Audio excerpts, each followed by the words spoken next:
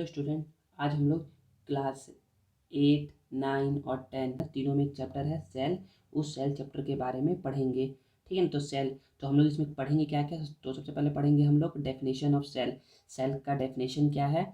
फिर उसके बाद पढ़ेंगे parts of cell. Parts of cell, cell में कौन कौन से पार्ट्स होते हैं या सेल किस किस चीज़ से मिलके बना होता है। और थर्ड पढ़ेंगे हम लोग सेल ऑर्गेनल्स पढ़ेंगे कि सेल ऑर्गेनल्स क्या होते हैं।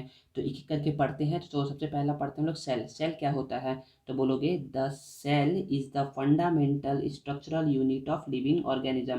तो किसी भी लिविंग ऑर्गेनिज्म का जो स्ट्रक्चरल एंड फंडामेंटल यूनिट है, स्ट्रक्चरल एंड फंडामेंटल यूनिट है ना, उसको क्या बोलते हैं हम लोग, उसको बोलते हैं हम लोग सेल।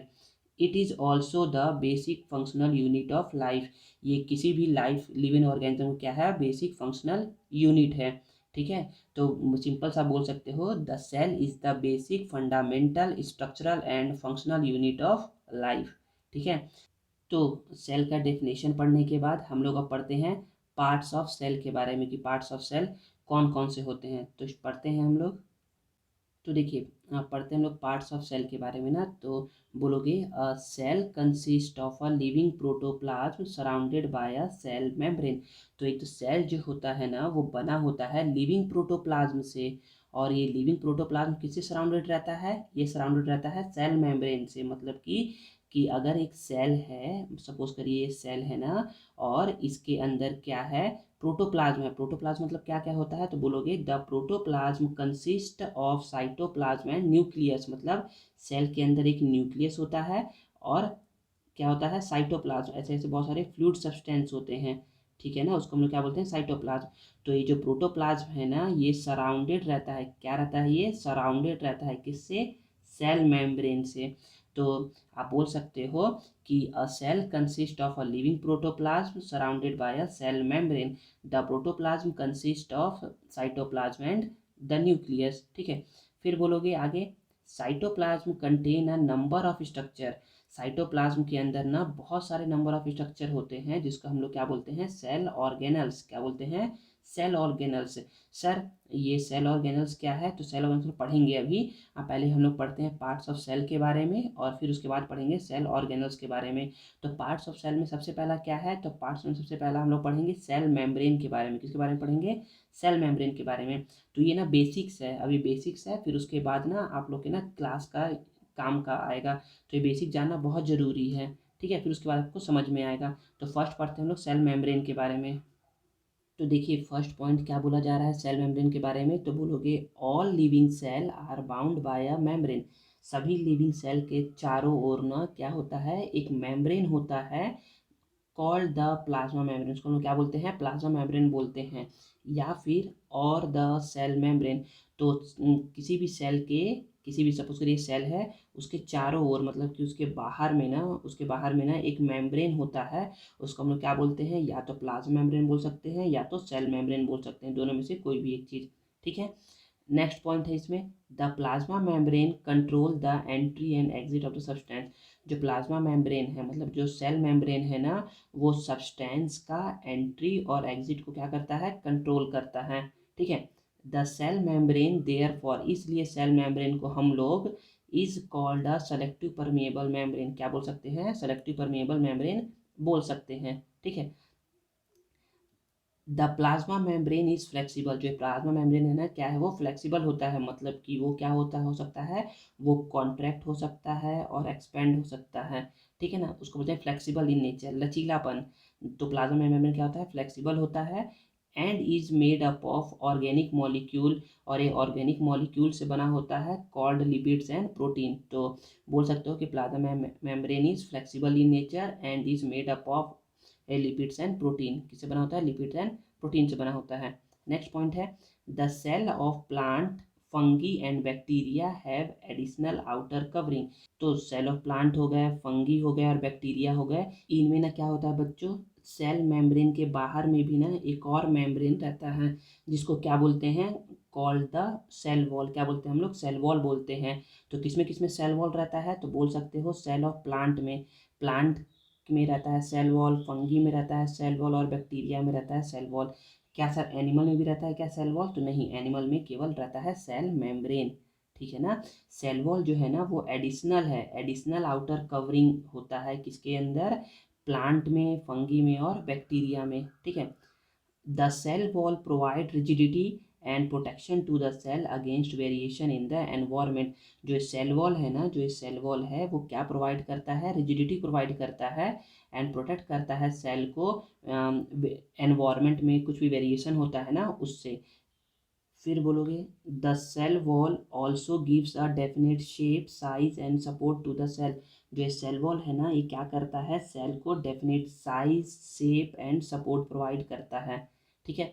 तो सेल मेम्ब्रेन में ये सारे पॉइंट्स है, इन सारे पॉइंट्स को सेल मेम्ब्रेन का याद रखिएगा। अब नेक्स्ट पढ़ते हैं सेल वॉल।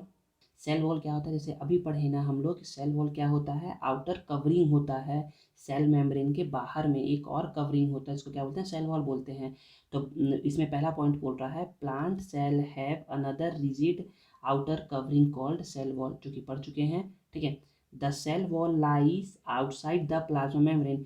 जो सेल वॉल होता है ना वो प्लाज्मा मेम्ब्रेन के बाहर में रहता है, प्लाज्मा मेम्ब्रेन मतलब सेल मेम्ब्रेन के। सपोज करिए कि ये सेल है, ठीक है, ये सेल के चारों ओर क्या है, एक मेम्ब्रेन है जिसको हम लोग बोलते हैं सेल मेम्ब्रेन या फिर प्लाज्मा मेम्ब्रेन। और इस प्लाज्मा मेम्ब्रेन के भी बाहर में एक और मेम्ब्रेन होता है जिसको हम लोग बोलते हैं सेल वॉल। समझ में आ गया। तो यही है कि सेल वॉल क्या होता है, आउटसाइड में होता है प्लाज्मा मेम्ब्रेन के। फिर बोलोगे the plant cell wall is mainly composed of cellulose.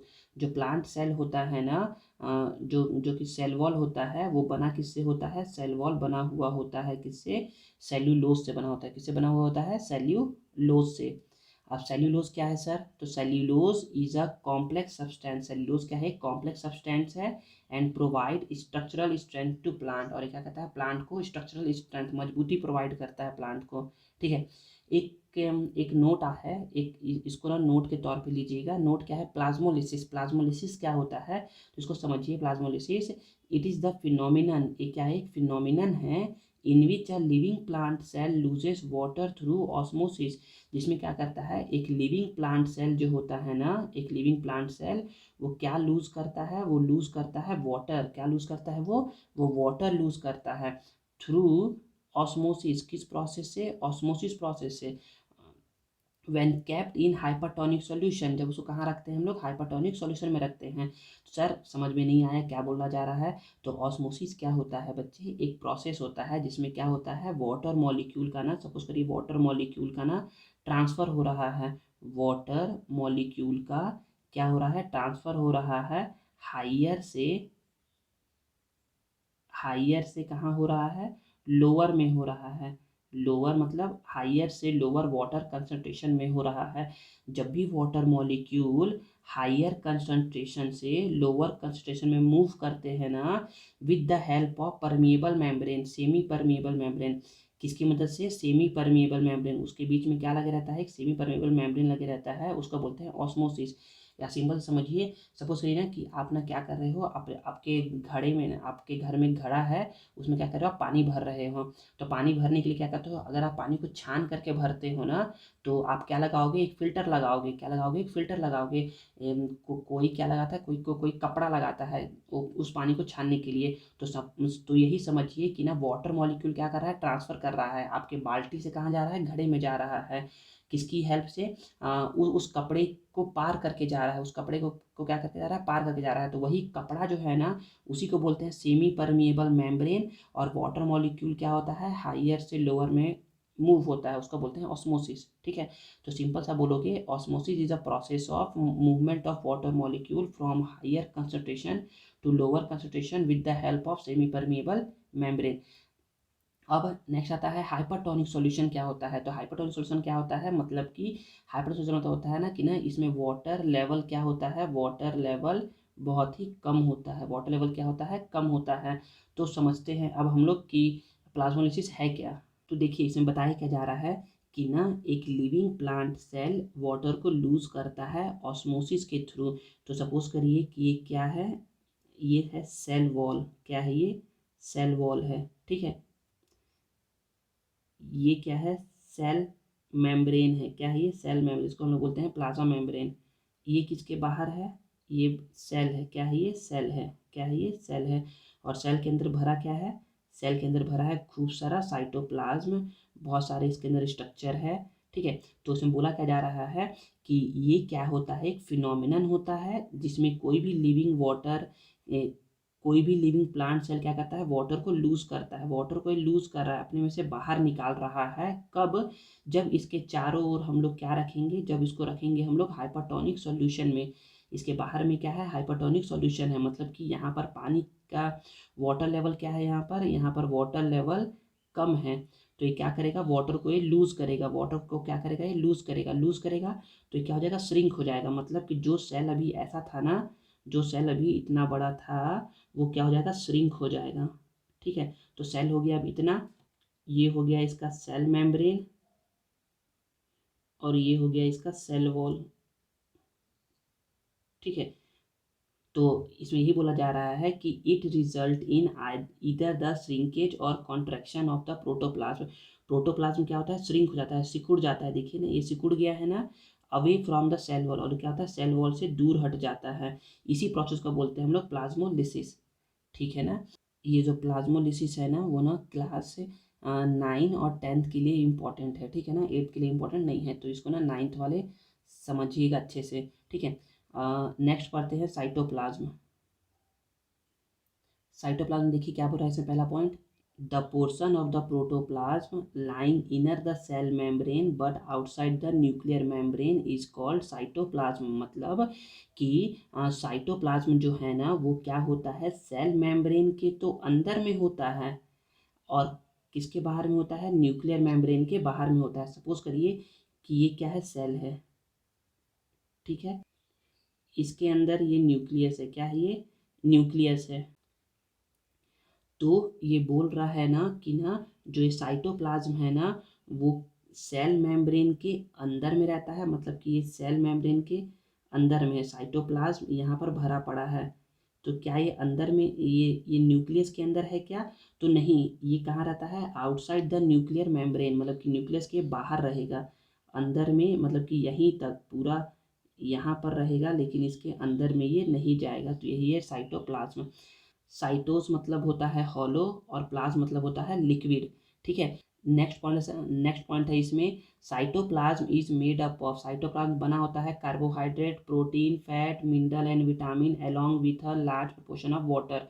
मतलब कि जो साइटोप्लाज्म है ना, ये बना हुआ है किससे किससे, कार्बोहाइड्रेट से, प्रोटीन से, फैट से, मिनरल विटामिन से, और लार्ज प्रोपोर्शन ऑफ वाटर से मिलकर के बना हुआ है, ठीक है। आई होप समझ में आ गया होगा। अब पढ़ते हैं न्यूक्लियस। न्यूक्लियस क्या होता है, तो बोलोगे न्यूक्लियस में पहला पॉइंट है, it is the most important part of the cell. ये क्या होता है, सेल का मोस्ट इंपॉर्टेंट पार्ट है। It generally lies in the centre of the cell, और ये क्या होता है, सेल के ना सेंटर में, जनरली सेंटर में लाई करता है। कभी कभी हाँ, प्लांट सेल में, सपोज करिए प्लांट सेल है, तो प्लांट में या तो न्यूक्लियस इस साइड होगा, या तो न्यूक्लियस इस साइड होगा, ठीक है। लेकिन एनिमल में कहा रहता है, nucleus centre of the cell में रहता है, सेल के जनरली सेंटर में ही रहता है, ठीक है। It control all the activities of the cell, ये क्या करता है, सेल के सारे एक्टिविटीज को कंट्रोल करता है। जैसे ब्रेन हमारे बॉडी के सारे एक्टिविटीज को कंट्रोल करता है, वैसे ही सेल के सारे एक्टिविटीज को कंट्रोल कौन करता है, तो न्यूक्लियस करता है, ठीक है। The nucleus has a double layer covering. Nucleus में क्या होता है, न्यूक्लियस सपोज करो ये सेल है, और सेल के अंदर क्या है, न्यूक्लियस है। तो न्यूक्लियस के बाहर में क्या है, एक डबल लेयर कवरिंग होता है, जिसको हम लोग क्या बोलते हैं, न्यूक्लियर मेम्ब्रेन बोलते हैं, ठीक है। The nucleus is a dense structure. Nucleus क्या है, एक डेंस स्ट्रक्चर है, मतलब कि इसके अंदर बहुत सारे स्ट्रक्चर्स होते हैं, ठीक है। The protoplasm of the nucleus, nucleus के अंदर जो प्रोटोप्लाज्म होते हैं ना, उसको क्या बोलते हैं, न्यूकोप्लाज्म। क्या बोलते हैं उसको, न्यूकोप्लाज्म। और it has a thread like network, और न्यूकोप्लाज्म में क्या होता है, थ्रेड लाइक नेटवर्क होता है, जिसको हम लोग क्या बोलते हैं, क्रोमेटीन बोलते हैं। क्या बोलते हैं, क्रोमेटीन बोलते हैं।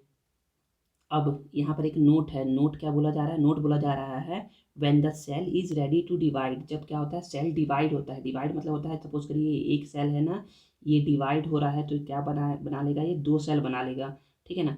तो जब क्या होता है, सेल डिवाइड होने के लिए रेडी होता है ना, मतलब कि जब एक से जब जब दो बनने के लिए रेडी होता है, this chromatin condense to form thicker, और ये जो क्रोमेटिन है ना, जो कि क्या था, थ्रेड लाइक, एक धागे के जैसा था स्ट्रक्चर, वो क्या होता है, कंडेंस मतलब कि जुड़ जुड़ करके वो फॉर्म होता है thicker thicker thread like structure में, जिसको हम लोग क्या बोलते हैं, क्रोमोसोम। मतलब कि ये एक क्रोमेटिन है, इसके और क्रोमेटिन आया, और ये दोनों जुड़ जुड़ करके क्या हो जा रहे हैं, ये ना थिकर थ्रेड लाइक स्ट्रक्चर बना रहे हैं, मतलब कि एक रॉड लाइक स्ट्रक्चर बना रहे हैं, रॉड लाइक स्ट्रक्चर, ठीक है ना। जिसको हम लोग क्या बोलते हैं, क्रोमोसोम्स बोलते हैं। तो याद रखिए, क्रोमेटिन जो होता है, क्रोमेटिन जो एक क्रोमेटिन है ना, क्रोमेटिन होता है थ्रेड लाइक स्ट्रक्चर, और क्रोमोसोम होता है ना, वो कैसा होता है, वो होता है rod like structure, ROD rod like structure होता है, ठीक है। तो बोलोगे, फिर से बताया जा रहा है, when the cell is ready to divide, this chromatin condense to form thicker thread like structure called chromosomes. These chromosomes are the structure, यही structure, ये जो chromosomes है ना, ये क्या है, structure है, जो कि responsible होते हैं क्या करने के लिए, for the character inherited by one generation from the earlier generation। मतलब कि ये क्या होते हैं, हमारे ancestor का जो भी कैरेक्टर है ना, वो हमें ला करके देते हैं।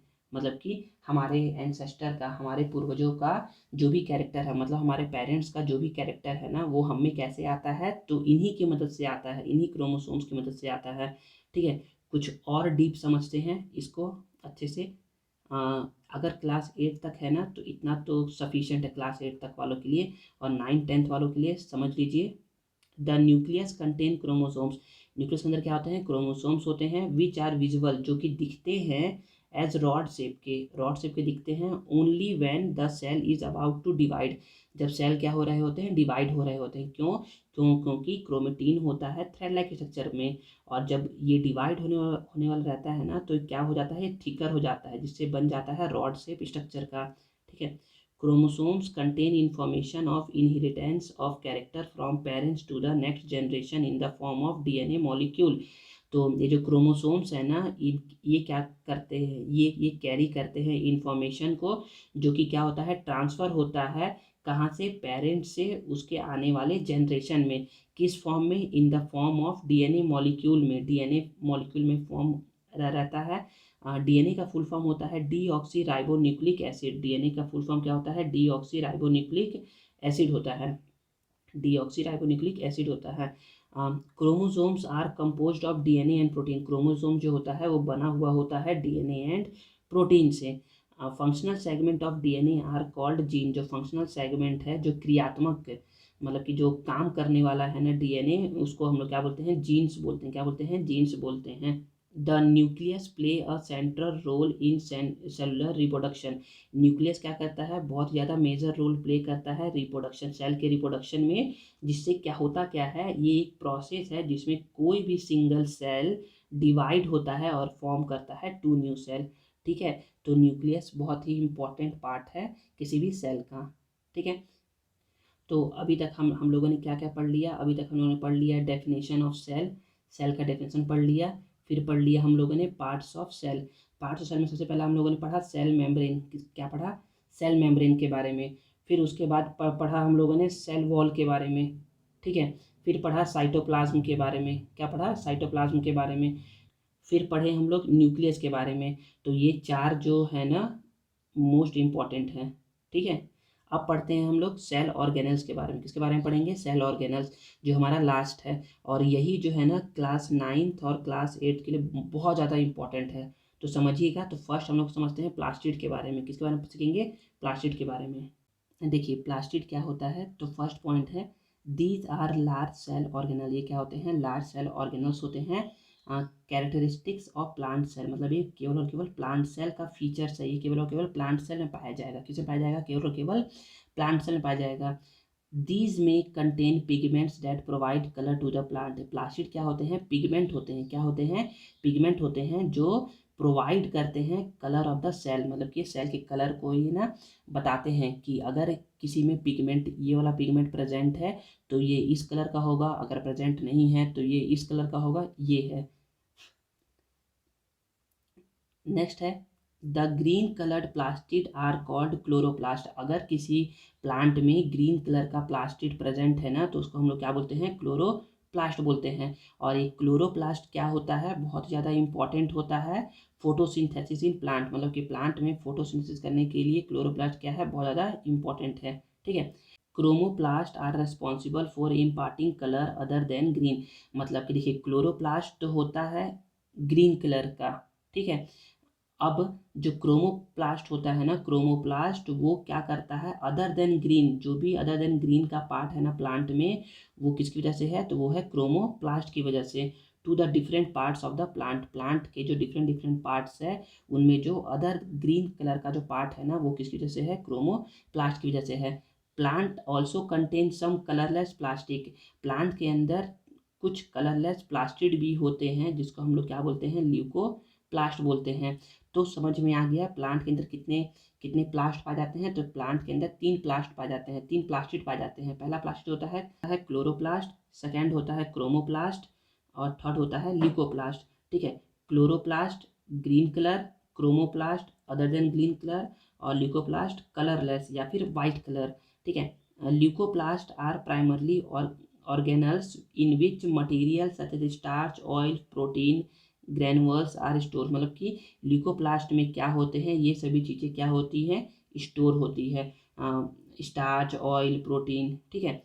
Plastid have their own DNA and ribosome, plastid में क्या होते हैं, खुद का डीएनए और राइसोसोम होते हैं, जिससे क्या हो सकता है, डीएनए है ना, तो ये डीएनए क्या होता है, ट्रांसफर करता है कैरेक्टर को, क्या तो क्या करता है, ट्रांसफर करने का काम करता है। और राइबोसोम क्या करता है, राइबोसोम जो होता है ना, वो प्रोटीन को मैन्युफैक्चरिंग करने का काम करता है, मतलब कि प्रोटीन मैन्युफैक्चरिंग में क्या करता है, राइबोसोम हेल्प करता है। ठीक है।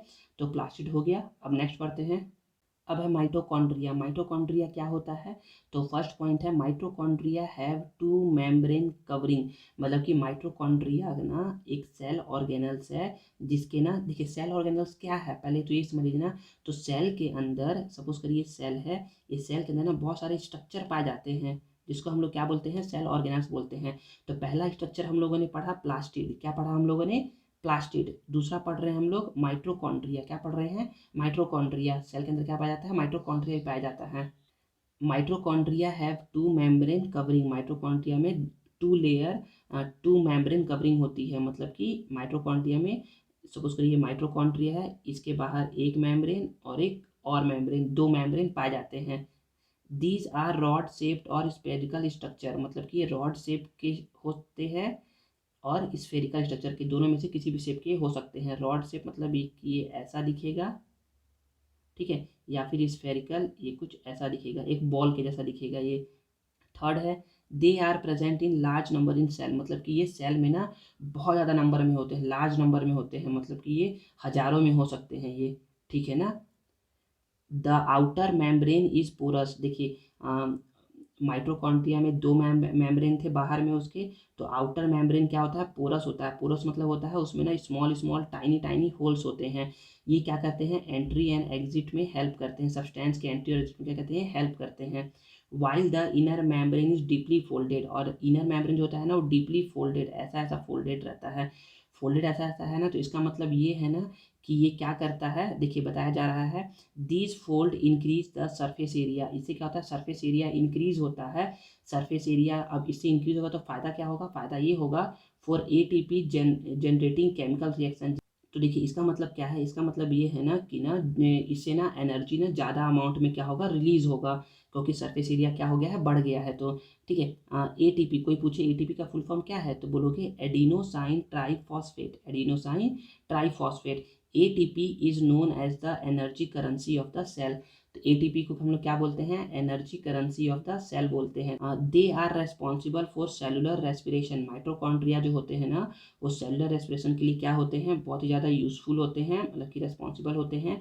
And for generation of energy for plant different activities of life, और ये क्या करते हैं, जो भी हमारे डिफरेंट डिफरेंट एक्टिविटीज़ है ना लाइफ के, उसको एनर्जी कहाँ से मिलता है, तो यही माइटोकॉन्ड्रिया की ही मदद से मिलता है उन सबको एनर्जी। इसीलिए hence they are also called the powerhouse of the cell, इसलिए माइटोकॉन्ड्रिया को हम क्या बोलते हैं, powerhouse of the cell भी बोलते हैं। Mitochondria have their own DNA and ribosomes. तो अभी पढ़े थे ना कि प्लास्टिड में भी क्या होता है, खुद का डीएनए और राइबोसोम होता है, वैसे ही माइटोकॉन्ड्रिया में भी क्या होता है, खुद का डीएनए और राइबोसोम्स होता है। Therefore mitochondria are able to make some of their own protein. Ribosome है ना, इसकी वजह से क्या करता है, माइटोकॉन्ड्रिया खुद का भी प्रोटीन बना सकता है। ठीक है ना, समझ में आ गया। नेक्स्ट पढ़ते हैं अब हम लोग। नेक्स्ट है एंडोप्लाज्मिक रेटिकुलम, जिसको हम शॉर्ट फॉर्म में क्या बोलते हैं, ईआर बोलते हैं। क्या बोलते हैं, ईआर।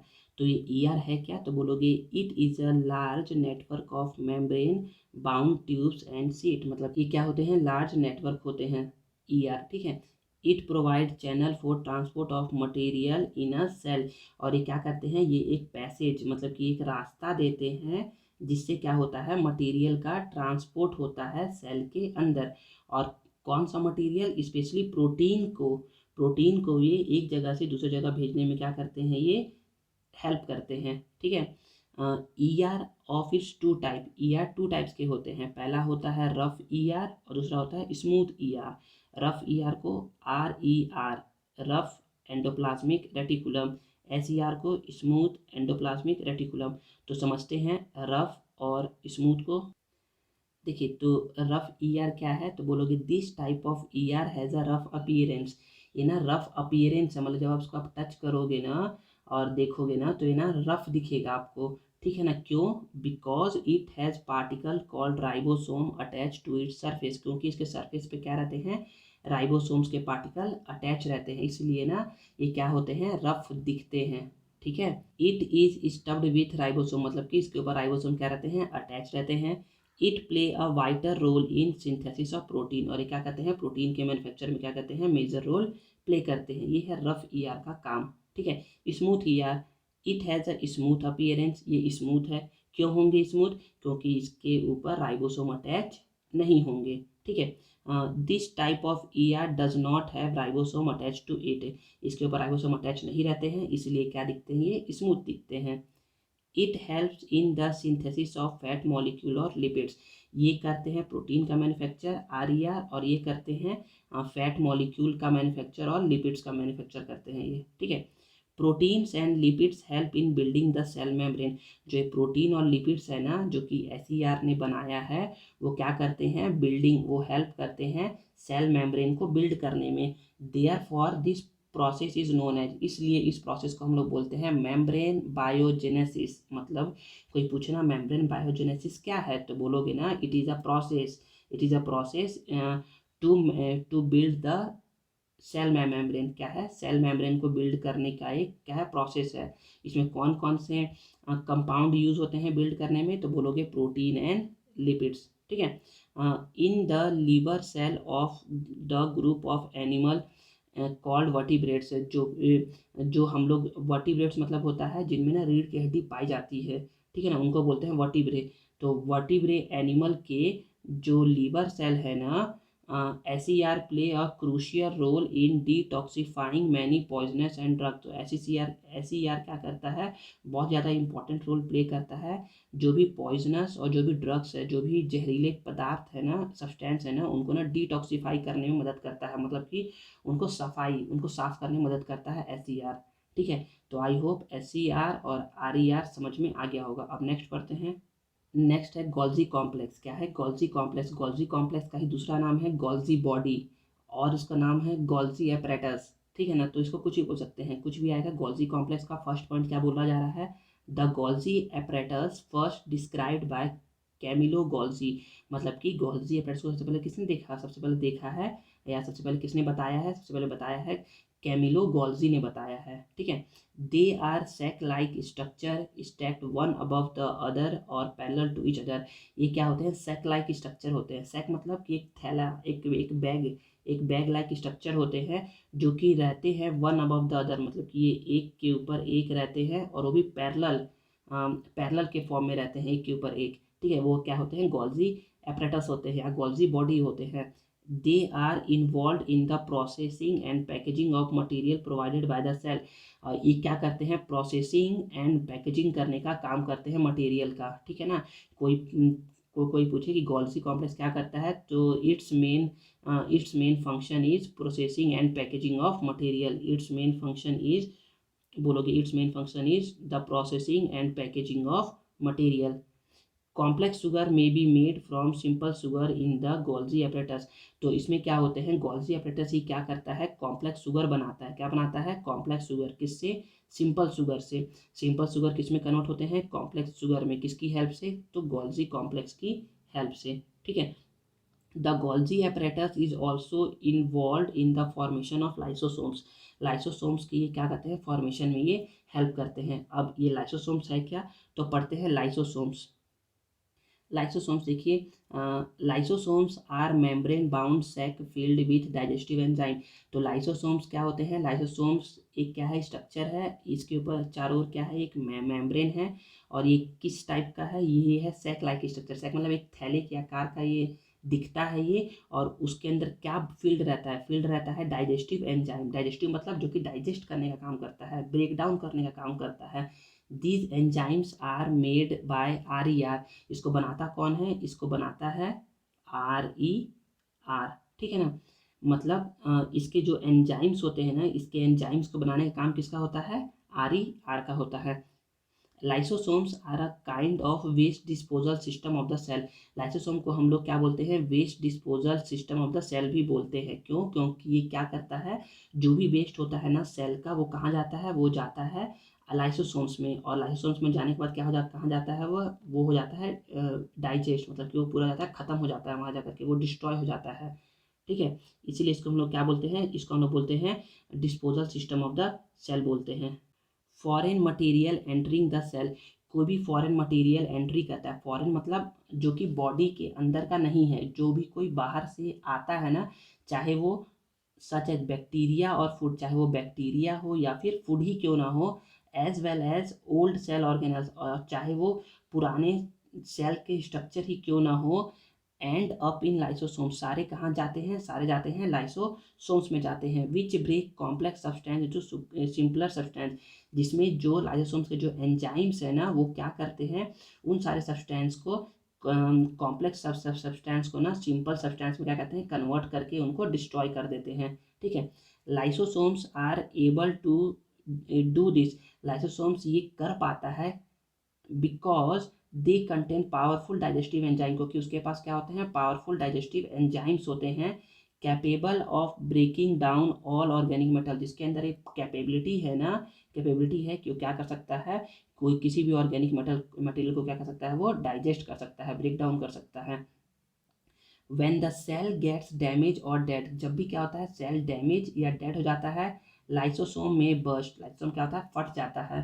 ठीक है। And the enzyme digest their own cell. और उसका जो एंजाइम्स है ना, वो मतलब कि ये सेल है, सेल के अंदर लाइसोसोम्स है। जब सेल क्या हो गया, डैमेज हो गया या डेड हो गया, तो ये लाइसोसोम क्या हो जाएगा, फट जाएगा। और जो भी इसके अंदर एंजाइम है वो सारे बाहर निकल करके इस सेल को पूरा क्या करेंगे, डिस्ट्रॉय कर देंगे, खा जाएंगे।